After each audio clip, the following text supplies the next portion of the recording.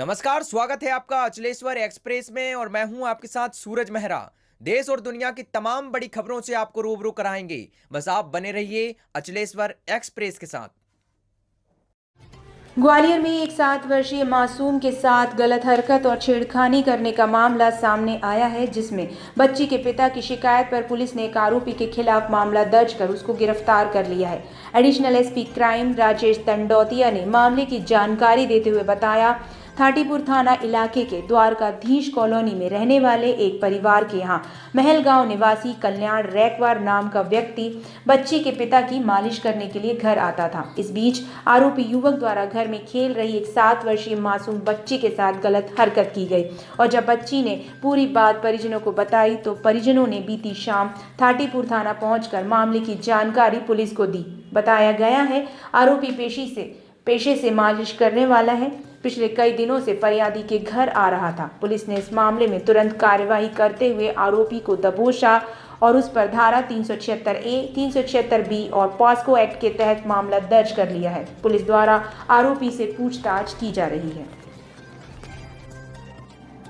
ये था थाटीपुर के अंतर्गत एक 7 वर्षीय बच्ची के साथ अश्लील हरकत की और दुष्कर्म नहीं हुआ, लेकिन वो चूँकि IP सेक्शन 376 की श्रेणी में आता है, दुष्कर्म नहीं हुआ, उसके द्वारा हरकत की गई थी और तो इस पर केस रजिस्टर थाना थाटीपुर में कर दिया गया है। इसमें जो व्यक्ति था, आरोपी था, वो उसके पिता की मालिश करने आता था तो उसके द्वारा उस बच्ची के साथ 7 वर्षीय बच्ची के साथ हरकत करनी थी।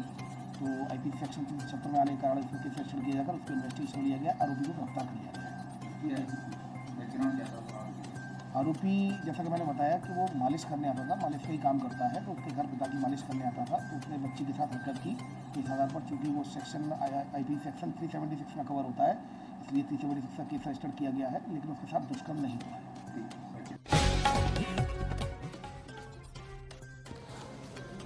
ग्वालियर के महाराजपुर थाना इलाके के डीडी नगर में 17 जून 2022 को नवविवाहिता द्वारा आत्महत्या किए जाने के मामले में पुलिस ने उसके पति, ससुर, जेठ और जेठानी पर दहेज हत्या का मामला दर्ज करते हुए आरोपियों की तलाश शुरू कर दी है।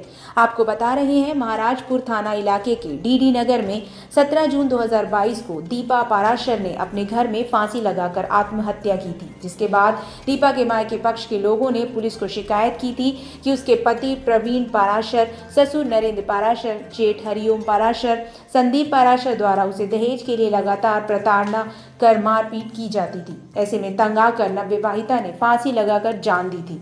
पुलिस ने इस मामले में मर्ग कायम कर विवेचना शुरू की थी और जांच के बाद दीपा के पति सहित अन्य 4 ससुराल जनों पर दहेज हत्या का मामला दर्ज करते हुए आरोपियों की तलाश शुरू कर दी है।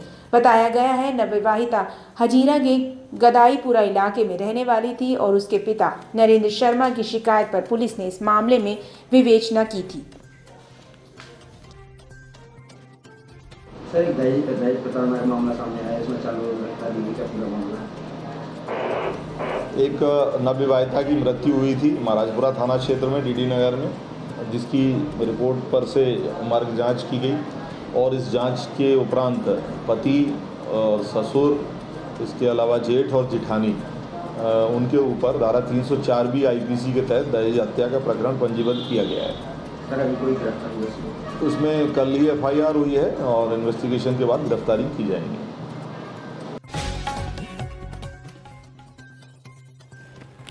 कुंज बिहार कॉलोनी में बिजली कंपनी के कर्मचारी द्वारा खुदकुशी करने और अपनी पत्नी, ससुर, साला और अन्य मायके वालों को मौत का जिम्मेदार बताते हुए सुसाइड नोट लिखकर छोड़ने के मामले में पुलिस ने विवेचना के बाद दर्जन भर लोगों पर आत्महत्या के लिए प्रेरित करने का मामला दर्ज कर लिया है।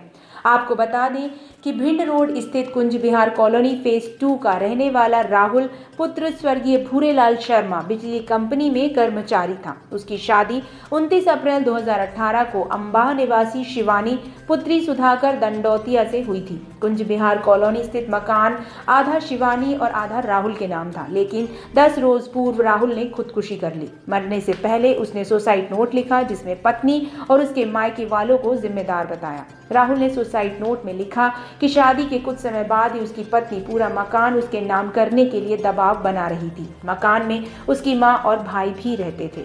जब उसने पूरा मकान नाम करने से इनकार कर दिया तो वह छत से कूद गई। उसने पुलिस को बयान दिया कि उसे धक्का दिया गया है। इस मामले में उस पर और उसके भाई पर एफआईआर हुई। एफआईआर होने की वजह से जेल जाना पड़ा। फिर जब 4 माह बाद जेल से छूटे तो उसने मकान नाम करने के लिए कहा। इसके बाद राजीनामा किया। अब आधा मकान नाम करा लिया तो फिर से पूरा मकान नाम कराने के लिए कहने लगी। सुसाइड नोट में उसने लिखा था कि वह और उसके मायके वाले फिर से जेल भेजने की धमकी देने लगे थे। वह रोज रोज की प्रताड़ना से तंग आकर आत्महत्या कर रहा है, जिसके बाद पुलिस ने इस मामले की विवेचना कर दर्जन भर ससुरालियों पर मामला दर्ज कर लिया है और आरोपियों की तलाश शुरू कर दी है। थाना गोले के मंदिर के तहत कल 306 की आईपीसी सेक्शन के तहत केस रजिस्टर किया गया है। इसमें मर्ग जांच के बाद ही ये केस रजिस्टर किया गया है, जिसमें कि 12 आरोपियों के खिलाफ ये सेक्शन लगाया गया है। इसमें लगभग 10 दिन पहले एक लड़के ने सुसाइड किया था पॉइजन खा के, और उसके द्वारा एक जो नोट लिख के गया था सुसाइडल नोट, और उसके आधार पर ये कायमी की गई है।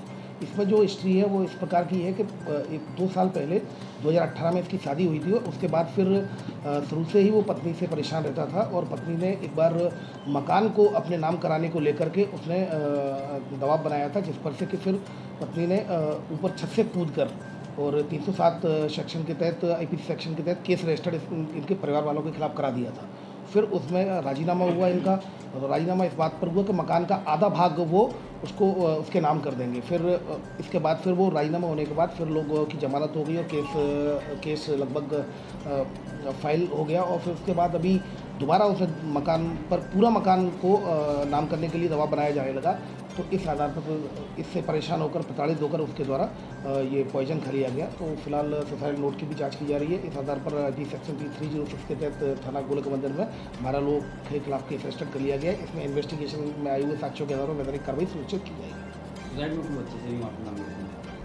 हाँ, इस तरह चूँकि ये इन्वेस्टिगेशन का विषय पार्ट है और गोपनीय है, तो इसको एलोबरेट नहीं किया जा सकता, लेकिन इस तरह की बात जो सामने आई है और उसमें जो भी इन्वेस्टिगेशन में आएगा उसके आधार पर कार्रवाई सुनिश्चित की जाएगी।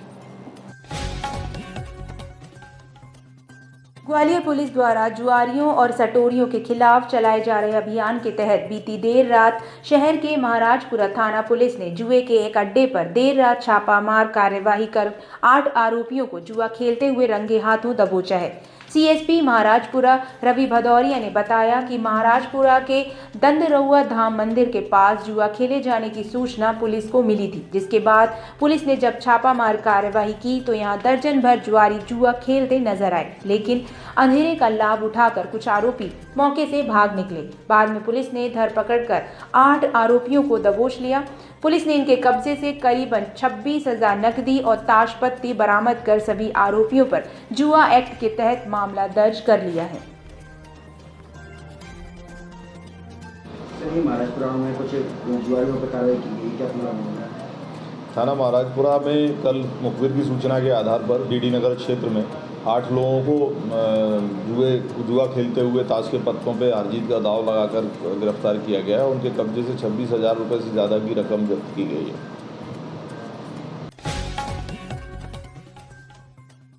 ग्वालियर के इंदरगंज थाना इलाके में करेंसी एक्सचेंज के लिए एक शॉप पर पहुंचे 2 शातिर चोरों ने दुकान संचालक को बातों में उलझाकर विदेशी करेंसी से भरा एक बॉक्स पार कर दिया। बाद में जब दुकानदार को चोरी की इस घटना का पता लगा तो उसने दुकान में लगे सीसीटीवी कैमरे चेक किए तो चोरों द्वारा की गई वारदात कैमरे में नजर आई। इसके बाद इंदरगंज थाना पहुंचकर फरियादी ने शिकायत दर्ज कराई है।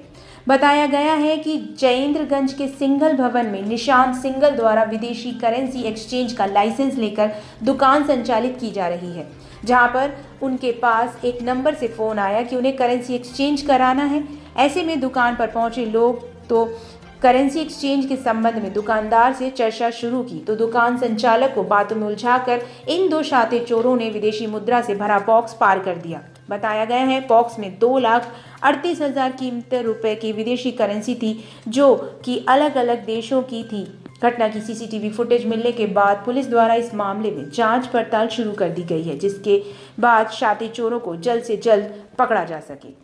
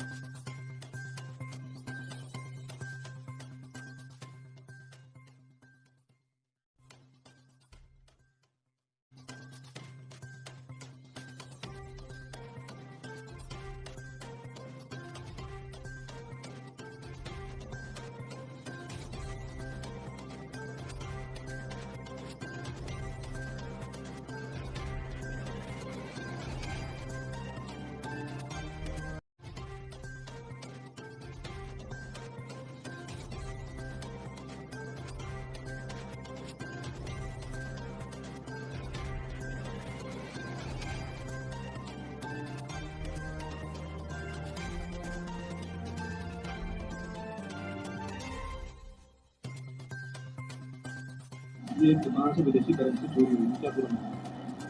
ये पिछले रविवार को यहाँ पर एक संघल भवन है राजपूत बोर्डिंग के सामने इंद्रगंज के, वहाँ पर उनकी शॉप है और शॉप में विदेशी करेंसी एक्सचेंज करने को इनके पास में लाइसेंस है।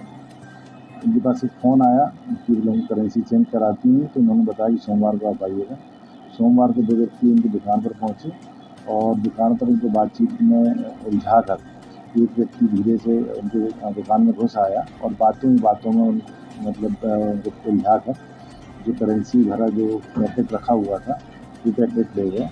तो लगभग 3-4 देशों की इसमें करेंसी थी और उनकी लगभग 2,38,000 रुपये लगभग कीमत उस करेंसी थी। इस पर से रिपोर्ट लिखाई गई है, प्रथम विवेचना में लिया गया। तो सीसीटीवी कैमरा वगैरह लगा हुआ है? CCTV फुटेज उसके मिले हुए हैं और पुलिस का पता रसी कर रही है।